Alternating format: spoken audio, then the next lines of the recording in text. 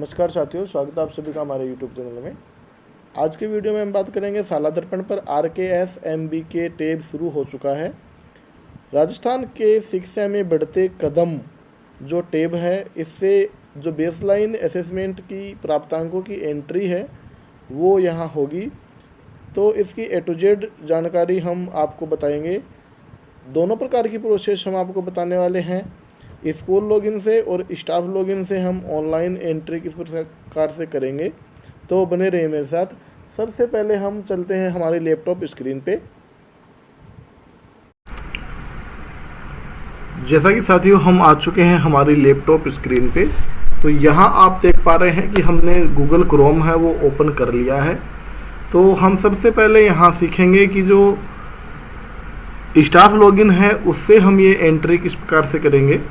तो सबसे पहले शाला दर्पण सर्च कर लेते हैं। शाला दर्पण के बाद में जो स्टाफ विंडो है वहाँ चलते हैं। स्टाफ विंडो में लॉगिन प्रोसेस आप सभी को पता है।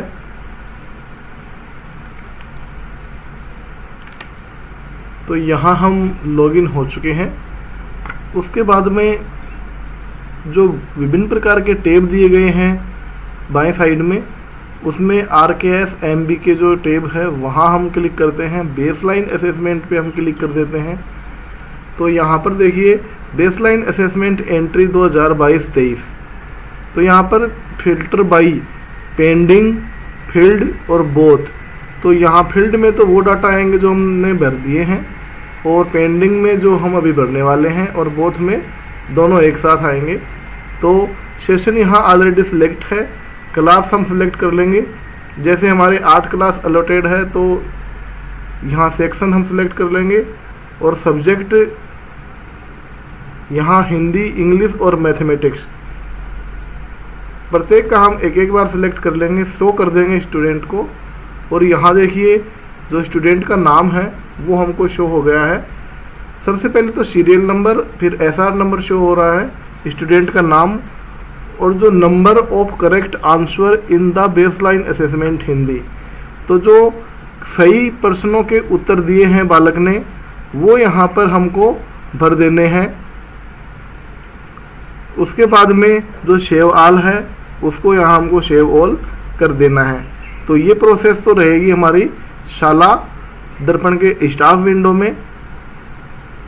उसके बाद में यदि रीसेट करके दूसरे सब्जेक्ट का भरना चाहें तो यहाँ देखिए सब कुछ सेलेक्ट है, यहाँ इंग्लिश का, और यहाँ हम शो कर देंगे।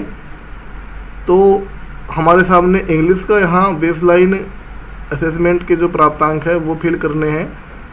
ये हम फिल करके और इसको सेव ऑल कर देंगे।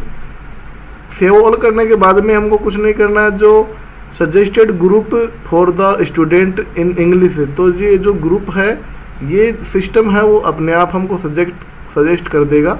ये कार्य हमको नहीं करना है, ये सिस्टम अपने आप कर देगा। उसके बाद में अब हमने लॉगिन कर लिया है स्कूल लॉगिन पे। लॉगिन प्रोसेस हमने यहाँ नहीं दिखाया है क्योंकि हम अपेक्षा करते हैं कि लॉगिन प्रोसेस आपको आता है। उसके बाद में जो हमारे सामने जो डैशबोर्ड खुलता है वो कुछ इस प्रकार से होगा।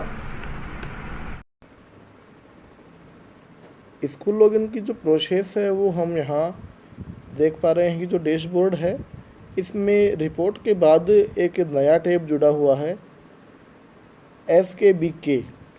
तो इसके ऊपर हम क्लिक करेंगे और जो बेसलाइन एंट्री है ये प्रारंभ यहीं से होगी। उसके बाद में SKBK जो टैब है उसमें दो चीज़ें खुलेगी, एक तो बेसलाइन असेसमेंट डाटा रीसेट, और एक है बेसलाइन असेसमेंट एंट्री 22-23 जो सत्र है हमारा। उसके बाद में दोनों का प्रयोग क्या है वो हम देखते हैं। जैसा कि हमने स्टाफ विंडो में बताया था कि यहाँ हमको सेशन, क्लास, सेक्शन और सब्जेक्ट सेलेक्ट कर लेना है, और उसके बाद में शो स्टूडेंट पे क्लिक कर देना है।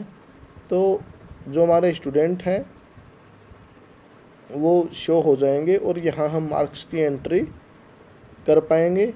इसके अलावा दूसरा जो ऑप्शन है उसकी हम बात करेंगे। जो ऑप्शन दे रखा है यहाँ बेसलाइन असेसमेंट डाटा रीसेट, तो ये जो ऑप्शन है ये बिल्कुल सिमिलर है जो इस्माइल का जो डाटा रीसेट का ऑप्शन था उसके सिमिलर है। इस पर हम जैसे ही क्लिक करेंगे, क्लास और सेक्शन सिलेक्ट करेंगे, तो हमारे जो स्टूडेंट हैं वो हमको शो करेंगे। जो हमारे एलोटेड स्टूडेंट हैं और इसमें आ रहे हैं टोटल, वो दोनों की संख्या यहाँ शो करेगी। यदि सेम है तो ठीक है, अदरवाइज जो रीसेट डाटा है वो आप वहाँ कर दें। उसके बाद में जो एडमिशन नए हुए हैं उनकी एंट्री भी यहाँ आपको शो करने लगेगा। ये ऑप्शन बिल्कुल सिमिलर है जो इस्माइल 3.0 का डाटा रीसेट ऑप्शन था उसके सिमिलर ऑप्शन है, तो यहाँ कुछ अलग नहीं है। और जो स्कूल लॉगिन से जो प्रोसेस है वो इसके इसी तरीके से रहेगी। स्टाफ लॉगिन की प्रोसेस हमने आपको बता ही दी। तो ये दोनों प्रोसेस से आप जो बेसलाइन असेसमेंट है उसकी एंट्री कर सकते हैं। दूसरी बात, यहाँ जो एंट्री है वो हमको सावधानी पूर्वक करनी है, क्योंकि यहाँ जो डिलीट का ऑप्शन है वो अभी मौजूद नहीं है, क्योंकि एक बार यदि हम डाटा सेव कर देंगे तो वो दोबारा से अपडेट नहीं हो पाएगा, इसलिए हम ध्यानपूर्वक इस कार्य को करेंगे। तो साथियों, ये था SMILE data baseline assessment data reset के बारे में। वीडियो अच्छा लगा हो तो साथियों के साथ शेयर ज़रूर करें। मिलते हैं आपसे नेक्स्ट वीडियो में।